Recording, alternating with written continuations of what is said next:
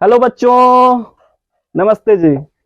तो हम लोगों ने पिछले वीडियो तक देखे थे, ब्रेन के पार्ट्स के बारे में पढ़ रहे थे। तो ब्रेन जो है हमारा, ब्रेन यानी कि मस्तिष्क, तो मस्तिष्क का 3 पार्ट देखे थे हम लोग ने। पहले देखे थे फोर ब्रेन, दूसरा देखे थे मिड ब्रेन और तीसरा देखे थे हाइंड ब्रेन। फोर ब्रेन को हम अग्र मस्तिष्क कहते थे हिंदी में, मिड ब्रेन को मध्य मस्तिष्क कहते थे और हाइंड ब्रेन को पश्च मस्तिष्क कहते थे। फिर हम लोगों ने देखा था फोर ब्रेन का 3 को पार्ट था। पहला था थैलमस, दूसरा था हाइपोथैलमस, तीसरा था सेरिब्रम, जिसे हम हिंदी में प्रमस्तिष्क कहते थे, प्रमस्तिष्क कहते थे। मिड ब्रेन का कोई पार्ट नहीं था, जबकि हाइंड ब्रेन का भी 3 पार्ट था। पहला था पोन्स, कई बुक में पोन्स बेरोलाई लिखा होता है। दूसरा था मेडुला ऑब्लंगाटा, जिसे हम शॉर्ट फॉर्म में एमओ कहते हैं। तीसरा था सेरिबेलम। तो हम लोगों ने पहले ब्रेन देखे थे, ब्रेन का 3 पार्ट देखे थे, fore brain, mid brain, hind brain. Fore brain का भी 3 पार्ट था, हाइंड ब्रेन का भी 3 पार्ट था। हम लोगों ने एक एक करके देखने वाले हैं, एक एक करके अभी अंत से देखेंगे। पहले सेरिबेलम देखेंगे, उसका मेडुला ऑब्लंगाटा देखेंगे, उसके बाद पोन्स बेरोलाई देखेंगे, उसके बाद मिड ब्रेन के बारे में पढ़ेंगे, उसके बाद सेरिब्रम के बारे में पढ़ेंगे, उसके बाद हाइपोथैलेमस के बारे में पढ़ेंगे, उसके बाद थैलेमस के बारे में पढ़ेंगे। एक एक करके पढ़ने वाले हैं, डिटेल में पढ़ेंगे। पिछले क्लास में हम लोगों ने सेरिबेलम के बारे में पढ़े थे, तो उसमें क्या देखे थे कि इसे छोटा दिमाग कहा जाता है और जीवन का पेड़ भी कहा जाता है। इसका दूसरा नाम जीवन का पेड़ भी है। जीवन का पेड़ इसलिए कहा जाता है क्योंकि जब तक हमारा सेरिबेलम जो है जीवित है या कंट्रोल में है, तभी तक जो हम जीवित है। अगर ये डिस्टर्ब हो जाएगा तो हम लोग भी डिस्टर्ब हो जाएंगे, क्योंकि इसका काम क्या था, तो मसल्स को जो है मूवमेंट को कंट्रोल करना। तो हमारा हार्ट जो बना हुआ है, क्या चीज से बना हुआ है, तो मसल से बना हुआ है। हार्ट को कौन कंट्रोल करता था? दिल को। तो यही कंट्रोल करता था हृदय को, है ना। अगर ये जो है डिस्टर्ब हो जाए तो हमारा हार्ट भी डिस्टर्ब हो जाएगा, हार्ट अटैक आने का संभावना बढ़ जाता है। उसके बाद आज के वीडियो में हम लोग देखने वाले हैं मेडुला ऑब्लंगाटा के बारे में, है ना। तो मेडुला ऑब्लंगाटा हमारे शरीर के सभी अनैच्छिक क्रियाओं को कंट्रोल करता है। अनैच्छिक क्रियाओं जिसपे हमारा कोई कंट्रोल नहीं है, जैसे कि श्वसन जो हम लेते हैं, सांस जो लेते हैं, तो ऐसा नहीं कभी हम ज्यादा सांस लेते हैं एकदम ऐसे करके, कभी कम लेते हैं। तो ये सब जो क्रियाएं हैं ऑटोमेटिक होता रहता है, इस पे हमारा कोई कंट्रोल नहीं है ना। हमारा हार्ट बीट जो काम करता रहता है, कभी कभी जो हार्ट बीट अचानक से बढ़ जाता है, कोई आ करके अचानक से पीछे से ऐसे डरा दे, है ना, हार्ट बीट उस समय क्या हो जाता है, बढ़ जाता है, कभी घट जाता है ना। जिसको हम कहते हैं बीपी लो हो गया है, बीपी हाई हो गया है, ब्लड प्रेशर हाई हो गया है, हार्ट बीट का धड़कना तेज हो जाएगा तो ब्लड प्रेशर भी हाई हो जाएगा, हार्ट बीट धड़कना कम हो जाएगा, स्लो हो जाएगा तो ब्लड प्रेशर भी स्लो हो जाएगा। रक्त परिसंचरण, हमारे शरीर में जो रक्त का परिसंचरण होता है ना, हमेशा होता रहता है। ऑक्सीजन लेकर के आता है, कार्बन डाइऑक्साइड छोड़ देता है।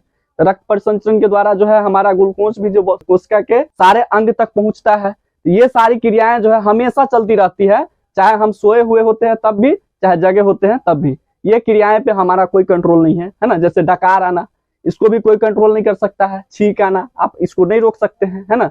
कई सारे ऐसी क्रियाएं हैं जिसपे हमारा कोई कंट्रोल नहीं है, और सबको कंट्रोल कौन करता है, तो ब्रेन का जो पार्ट है मेडुला ऑब्लंगाटा, यही कंट्रोल करने का काम करता है। हम लोग आज जो है मेडुला ऑब्लंगाटा के बारे में डिटेल से पढ़ने वाले हैं। तो हमारे शरीर के सभी अनैच्छिक क्रियाओं को कंट्रोल कौन करता है, तो मेडुला ऑब्लंगाटा। जैसे श्वसन, इस पे हमारा कोई कंट्रोल नहीं है। डकार, खर्राटे आना, छींक आना, है ना, ब्लड प्रेशर बढ़ जाना, घट जाना, इस पे हमारा कोई कंट्रोल नहीं है। रक्त परिसंचरण, हमारे शरीर में जो खून बह रहा है, ऐसा नहीं है कि हम कहेंगे कि रुक जाओ तो रुक जाएगा, ये हमेशा चलती ही रहेंगी, इस पे हमारा कोई कंट्रोल नहीं है। ये सारी अनैच्छिक क्रियाएं के अंतर्गत आती है ना। अनैच्छिक क्रियाएं में भी, अनैच्छिक क्रिया भी 2 प्रकार की होती है। एक होता है वाइटल रिएक्शन, जिसे हम जैविक क्रियाएं कहते हैं, बायोलॉजिकल प्रोसेस जो हमेशा चलती रहती है, ये कभी रुकने वाली प्रोसेस नहीं है। एक एक्सेसिव रिएक्शन यानी कि सहायक क्रियाएं, ये इस पे हमारा कंट्रोल, इस पे भी हमारा कंट्रोल नहीं है, ये भी अनैच्छिक क्रियाएं हैं। लेकिन ये अगर ना हो तो हम पे कोई प्रभाव नहीं पड़ने वाला है, हम मर नहीं सकते हैं। लेकिन अगर वाइटल रिएक्शन जैविक क्रियाएं रुक जाए तो हमारा डेथ तक हो सकता है। जैविक क्रियाएं के अंतर्गत आ जाएगा जैसे हार्ट बीट का धड़कना, तो हार्ट बीट धड़कना अगर रुक जाए तो हमारा मौत हो जाएगा। रक्त परिसंचरण, अगर रक्त हमारे शरीर में बहना बंद हो जाए, रुक जाए, तब पर भी मौत हो जाएगा, है ना। श्वसन अगर रुक जाए तब पर भी मौत हो जाएगा। ब्लड प्रेशर हाई हो जाए तब पर भी मर सकते हैं, लो हो जाए तब पर भी मर सकते हैं, है ना। तो ये सब वाइटल रिएक्शन है, ऑटोमेटिक काम करता है, इस पर हमारा कोई कंट्रोल नहीं है। इनवॉलंटरी रिएक्शन है यानी कि अनैच्छिक क्रियाएं हैं। तो दो अनैच्छिक क्रियाओं को दो पार्ट में बांटा गया है, एक तो वाइटल रिएक्शन यानी कि जैविक क्रियाएं, एक तो एक्सेक्सिव रिएक्शन यानी कि सहायक क्रियाएं। सहायक क्रिया के अंतर्गत आ जाएगी डकार लेना। डकार अगर हम ना भी ले तब पर भी जीवित रह सकते हैं, है ना, लेकिन अगर हार्ट बीट नहीं काम करे तो हम जीवित नहीं रह सकते हैं। तो वाइटल रिएक्शन के अंतर्गत आता है, जिसपे हमारा कोई कंट्रोल नहीं है, इस पे दोनों में आता है। लेकिन वाइटल रिएक्शन में होता क्या है कि अगर ये रुक जाए तो हमारा मौत हो सकता है, लेकिन ये अगर रुक जाए तो इससे हमारा कोई प्रभाव नहीं पड़ेगा, थोड़ा मोड़ा प्रभाव पड़ सकता है। जैसे छींक आना, छींक को हम कुछ हद तक कंट्रोल भी कर देते हैं। जैसे छींक आता रहता है तो स्लो से एकदम जो है छींकते हैं आराम से, है ना। हम लोग अभी पढ़ने वाले हैं पोन्स के बारे में। हैंड ब्रेन का तीसरा पार्ट पोन्स है। तो ये डाकघर की तरह काम करती है। डाकघर यानी कि डाकघर में होता क्या है, तो मान लीजिए कि कहीं उत्तर प्रदेश है, जैसे झारखंड है, वहां से आया कोई रिश्तेदार जो है चिट्ठी भेजा, तो डायरेक्ट हमारे घर पे आ जाता है नहीं, पहले हमारे आसपास के जो डाकघर है वहां आती है, वहां डाकघर से फिर जो है हमारे घर के पास या हमारे घर आती है ना। उसी तरह मान लीजिए कि हमारे शरीर में स्किन है ना, स्किन में मान लीजिए कोई सुई चुभाया, तो डायरेक्ट हमारे ब्रेन में जो है मैसेज नहीं जाएगा, पहले आएगा किसके पास, पोन्स के पास। कोई सूप चुभा दिया स्किन में मान लीजिए त्वचा में, तो हमारे पोन्स के पास मैसेज आएगा। पोन्स मैसेज को कहाँ भेजेगा, फोर ब्रेन में भेजेगा, ना कि मिड ब्रेन में। क्या कि स्किन का जो मैसेज होता है किसके पास जाता है, फोर ब्रेन के पास यानी कि अग्र मस्तिष्क के पास। आंख है, कान है, हाँ, आंख हमारा कोई भी चीज देखा तो पहचानने का काम थोड़ी आंख का काम है सिर्फ रिसीव करने का। कोई भी फोटो, कोई भी चीज को देखना, जैसे हम अभी बोर्ड देख रहे हैं, तो बोर्ड हमारा आंख सिर्फ देख रहा है, पहचानने का काम कौन कर रहा है, तो हमारा ब्रेन कर रहा है। अब ब्रेन तब कर रहा है जब एक बार पहले इसको हम देख चुके हैं। अगर फर्स्ट बार देखते थोड़ी ब्रेन पहचानता है कि ये चीज है क्या, हम तो सोचते ये कुछ व्हाइट सा कोई भी एक आकृति वाला कोई भी चीज है ना। तो पहचानने का काम कौन कर रहा है, ब्रेन कर रहा है, और वो भी तब कर रहा है जब हम पहले इसको देख चुके हैं, इसका नाम हम जानते हैं, तब कर रहा है।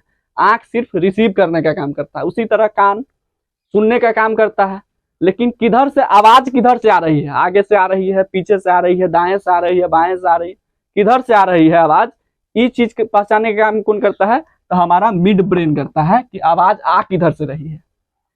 तीसरा हार्ट बीट, जैसे हार्ट बीट है, हार्ट बीट अभी पढ़ा है, हार्ट बीट को कंट्रोल कौन करता है, एमओ यानी कि मेडुला ऑब्लंगाटा। मेडुला ऑब्लंगाटा में भी कहाँ पाया जाता है, वो तो हैंड ब्रेन में, है ना। तो हार्ट बीट को जो कंट्रोल करता है, तो हार्ट बीट का मैसेज पहले किसके पास आएगा, पोन्स के पास आएगा, और पोन्स मैसेज को कहाँ भेजेगा, हैंड ब्रेन के पास, कि तुम वहां जाओ।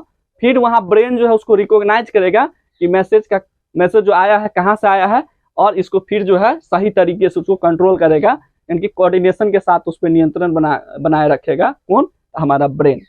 बस आज की वीडियो में पोन्स तक ही रखते हैं। अगर आप हमारे इस चैनल पे नए हैं तो चैनल को सब्सक्राइब कर लेंगे, वीडियो अच्छी लगी हो तो लाइक कर देंगे, और एक प्यारा सा कमेंट बॉक्स में कर दीजिएगा, वीडियो को थोड़ा शेयर कर दीजिएगा काफी लोगों में, है ना।